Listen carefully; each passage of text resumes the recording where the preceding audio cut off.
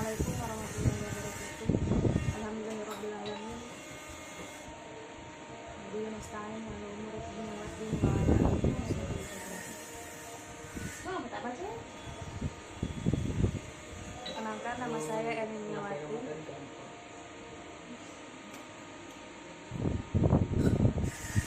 Mewakili daripada kelompok pertama yang akan membahas tentang perkembangan dan pengembangan ilmu pengetahuan alam. Di sini saya sebagai moderator. Pemakalan yang pertama yang akan disampaikan oleh Novi Sabriana. Pemakalan kedua yang akan disampaikan oleh Rio Pratondo. Pemakalan ketiga yang akan disampaikan oleh Suhendra, dan yang keempat saya sendiri. Oke, terima kasih. Baiklah, di sini saya Novi Sabriana sebagai pemateri pertama akan membahas tentang bagaimana perkembangan dan pengembangan ilmu pengetahuan alam. Nah, dari beberapa segi yang pertama yang akan kita bahas tentang bagaimana perkembangan dan pengembangan ilmu pengetahuan alam itu dari segi pendekatan non ilmiah. Nah, di sini ada beberapa macam. Yang pertama, pengetahuan non ilmiah itu dapat diperoleh melalui mitos. Nah, apa itu mitos? Mitos itu adalah keterbatasan alat pikir manusia. Jadi, kalau kita ambil dari bahasa Yunani, mitos itu berasal dari kata mutos yang memiliki arti suatu kepercayaan yang sangat dipahami dan dianggap sebagai acuan pola kehidupan pada suatu kelompok. Jadi, kalau dalam segi kita sehari-hari, misalkan saya kena kista karena kutukan. Nah, sebenarnya kista itu bukan penyakit kutukan, tapi kista itu dikarenakan sebuah virus atau bakteri yang bernama Mycobacterium leprae. Nah, jadi kan beda pola pikir orang yang memiliki ilmu pengetahuan dan orang yang hanya memandang ini dari segi mitos saja. Sama seperti pertemuan kita minggu-minggu lalu, pertama kali kita belajar dengan Ibu Dinaliana, pernah Ibu mengatakan bahwasanya ada orang yang mengatakan, oh, saya sakit karena saya pulang dari sini, saya keteguran. Nah, tapi bukan karena itu. Kalau kita sebagai orang yang berpengetahuan, kita berpikir bahwa, oh, ketika perjalanan kemarin saya kecapean, saya kurang istirahat, saya kurang mengonsumsi vitamin. Itu bagi orang yang berpengetahuan. Tapi kalau orang yang hanya memikirkan hanya sekedar mitos saja, itu tidak berdasarkan pengetahuan, tapi hanya pola pikir masyarakat saja. Yang kedua, ada namanya wahyu. Apa itu wahyu? Wahyu adalah pengetahuan yang disampaikan Tuhan kepada manusia lewat nabi. Dalam hal ini, manusia memperoleh kebenaran bersifat pasif. Nah, jadi wahyu itu tergantung daripada diri manusia itu masing-masing. Jadi, bagaimana dia itu percaya atau tidak percaya dengan hal tersebut. Nah, jadi itu tergantung pada pribadi masing-masing, karena pola pikir setiap orang itu berbeda-beda. Jadi, ada orang yang menganggap bahwa hal ini benar, ada juga yang menganggap bahwa hal ini salah. Nah, jadi di sini itu tergantung pada pribadi masing-masing. Nah, setelah itu ada lagi yang namanya intuisi. Apa itu intuisi? Intuisi merupakan kegiatan pikir manusia. Kegiatan yang seperti apa? Yang non-ilmiah, yang tidak mendasarkan kepada suatu pola pikir tertentu. Contohnya seperti apa? Seseorang sedang mencari suatu, misalkan seseorang sedang mengamati sebuah masalah dan dia menemukan jawabannya. Tanpa dia memikir panjang, dia langsung mengambil kesimpulan, oh, ini karena ini. Misalkan ada orang meninggal. Orang itu meninggal beberapa hari yang lalu dan orang langsung berpikir, oh, ini lagi musim corona, berarti dia meninggal karena corona. Dia tanpa mencari sumber yang benar, tanpa mencari apa sebenarnya penyebab orang tersebut meninggal, tapi dia langsung menyimpulkan, oh, ini dia meninggal karena terkena COVID-19. Nah, jadi intuisi ini tidak bisa kita jadikan pedoman. Karena apa? Karena ini belum dibilang layak untuk kita jadikan sebuah keputusan, karena itu belum difikirkan secara matang dan dipertimbangkan secara matang. Hanya keputusan yang diambil mutlak tanpa pertimbangan sebelumnya.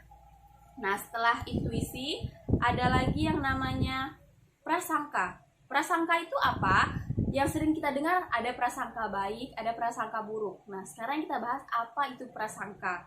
Prasangka adalah suatu anggapan yang benar, padahal anggapan tersebut belum tentu benar. Jadi, kalau bahasa sehari-harinya seperti ini. Oh, kayaknya dia itu gini. Oh, kayaknya. Jadi, kayaknya itu adalah prasangka, tapi belum tentu benar. Walaupun kita menganggap itu benar, tapi hal itu belum tentu benar karena itu hanya prasangka, bukan fakta. Jadi prasangka itu tidak bisa juga kita jadikan pedoman. Karena apa? Karena itu bukan hal yang mutlak benar. Yang kelima, ada yang namanya metode trial and error. Apa itu metode trial and error? Metode trial and error adalah pengetahuan yang diperoleh lewat coba-coba atau untung-untungan. Misalkan, ada orang yang mencari ikan. Ada yang mengatakan bahwasanya kalau mencari ikan menggunakan tanaman tuba, maka ikan itu akan mati keracunan. Tapi ada juga yang mencoba metode tersebut, tapi ikannya hasilnya banyak dan tidak keracunan. Nah, ini namanya coba-coba dan untung-untungan. Ada yang ikannya mati, ada juga yang tidak. Nah, contoh lainnya seperti ada yang mengatakan bahwa apabila kita kebanyakan makan sambal, kita akan sakit perut. Nah, ada yang mencoba, ada orang yang sakit perut, ada juga yang tidak. Jadi ini hanya untung-untungan, tidak semuanya hasilnya sama. Jadi ini bukan merupakan metode yang efektif untuk kita gunakan. Nah, dari lima metode ini, yang pertama ada tadi yang namanya mitos. Terus yang kedua ada namanya intuisi, yang ketiga wahyu, keempat prasangka, dan yang kelima trial and error. Nah, 5 tersebut merupakan pendekatan yang non ilmiah dari perkembangan dan pengembangan ilmu pengetahuan alam. Baiklah, materi selanjutnya akan dibahas oleh teman kita Rio Pratondo. Baiklah, saya akan melanjutkan materi dari Nopi tentang pendekatan ilmiah.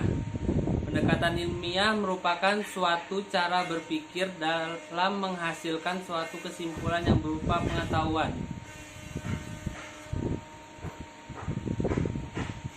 Berpikir bukan satu-satunya cara guna mendapatkan pengetahuan. Ilmu bukan satu-satunya produk dari kegiatan berpikir. Metode ilmiah merupakan prosedur untuk mendapatkan pengetahuan yang disebut ilmu. Dengan demikian, cara untuk mendapatkannya harus memenuhi syarat logis, objektif, metodik, sistematik, dan berlaku umum atau universal.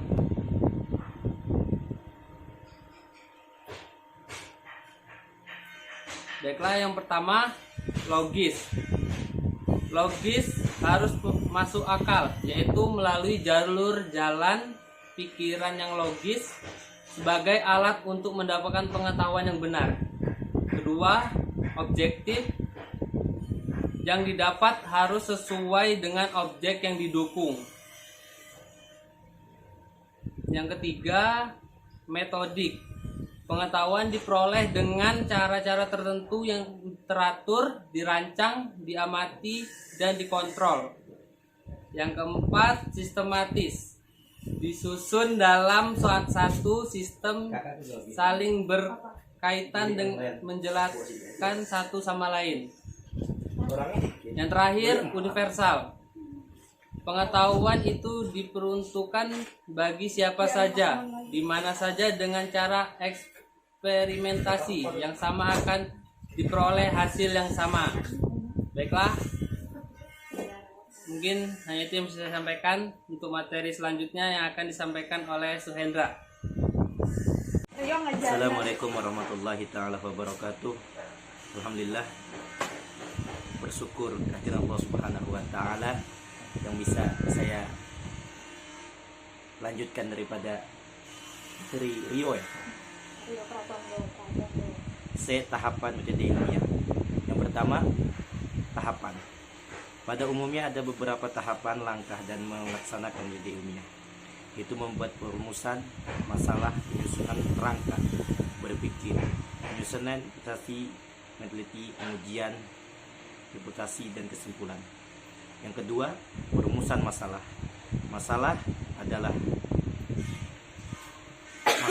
dapat terjadi apabila ada kesenjangan antara apa yang sebenarnya dan apa yang ada dalam kenyataan, antara apa yang diperlakukan dan apa yang tersedia, antara harapan dan kenyataan. Masalah penelitian ada 4, yaitu membaca pusaka, terutama pembacaan yang berisi laporan penelitian dari hasil laporan penelitian. Pada umumnya akan kita jumpai banyak masalah. Yang kedua, seminar, diskusi, pertemuan ilmiah dan lain-lainnya. Pada umumnya banyak masalah yang dilaporkan. Yang ketiga, pengamatan sejenis di lapangan di alam, munculan dan masalah, misalnya tanaman pada yang ditubuhkan, detail tanaman, cabai, layu dan lain-lainnya. Pengalaman keempat, pengalaman pribadi saat penelitian penyataan ekonomi. Dan yang kelima, kesimpulan dalam metode ilmiah, perumusan dalam keilmian jawaban permasalahan yang sedang diteliti. Kalau permasalahan ada 2, maka kesimpulannya juga ada 2. Apabila permasalahan penelitian ada 3, maka kesimpulan juga ada 3. Sekian dari Al-Fakir. Wassalamualaikum warahmatullahi wabarakatuh. Baiklah, saya akan memperlanjutkan pemakalah saudara Suhendra. Saya akan membahas tentang sikap ilmiah. Metode ilmiah akan membentuk seorang ilmuwan memiliki sikap ilmiah seperti jujur, terbuka, berpandangan luas, kreatif, inovatif, ingin selalu mendapatkannya, menciptakan sesuatu yang baru guna memperoleh nilai tambah seperti jujur, terbuka, toleran, skeptis, optimis, pemberani, kreatif, dan inovatif. Terima kasih. Nah, di sini kita akan membahas tentang perkembangan ilmu pengetahuan alam atau IPA. Nah, perkembangan ilmu pengetahuan alam itu terdapat 4 fase. Fase yang pertama adalah fase lambat. Fase lambat itu terdapat pada abad ke-15 sampai abad ke-16. Setelah itu yang kedua ada namanya fase sedang. Fase sedang itu terdapat pada abad ke-16 sampai dengan abad ke-19. Setelah fase sedang ada yang namanya fase cepat. Fase cepat itu pada abad keberapa? Yaitu pada abad ke-19 sampai abad ke-20. Dan yang terakhir ada namanya fase yang sangat cepat, yaitu dari abad ke-20 hingga saat ini. Nah, yang setelah itu kita bahas adalah ruang lingkup ilmu pengetahuan dan pengembangannya. Yang pertama ada disiplin ilmu, dan yang kedua ada pengelompokan ilmu pengetahuan. Pengelompokan ilmu pengetahuan itu ada 3, yaitu yang pertama adalah ilmu-ilmu alam. Nah, ilmu-ilmu alam itu seperti apa? Kita akan mempelajari tentang hewan, tumbuhan, manusia, semua yang berhubungan dengan makhluk hidup dan alam sekitar. Dan yang kedua, kita akan mempelajari tentang ilmu-ilmu sosial. Ilmu-ilmu sosial itu seperti apa? Yang masuk kategori sosiologi, antropologi, psikologi, dan sejarah. Dan yang ketiga adalah ilmu humaniora. Ilmu humaniora itu apa? Yang meliputi tentang ilmu filsafat, bahasa, sastra, dan seni. Nah, baiklah, sudah cukup materi yang telah kita bahas dari perkembangan dan bagaimana pengembangan ilmu pengetahuan. Saya rasa materi cukup sampai di sini. Terima kasih atas segala pengertiannya. Apabila ada penjelasan yang kurang jelas, bisa dilontarkan pertanyaan dari teman-teman kepada kelompok kami. Terima kasih.